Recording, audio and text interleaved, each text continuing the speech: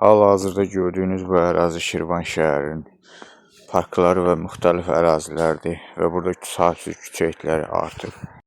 Bu işə baxan aidiyyəti məmurlardan, idarələrdən, baytarlıqdan xahiş olunur ki, Şirvanşəhər İcra Hakimiyyətindən bu işlə bağlı köməklik göstərsinlər. Bir çox ərazilərdə Kür çayının sahilində, Füzuli parkında, İsmət Qayıbov parkında xəstə və qotur küçə itləri insanlara hücum edir və bununla bağlı xahiş edirlər, müraciət edirlər ki, bu itləri sığınacağa yerləşdirsinlər. Çünki bilirsiniz ki, ölkədə artıq bir çox xəstəliklər yayılır və bu xəstəliklərin daşıyıcısı bu vəhşi yararsız küçə itlərdir.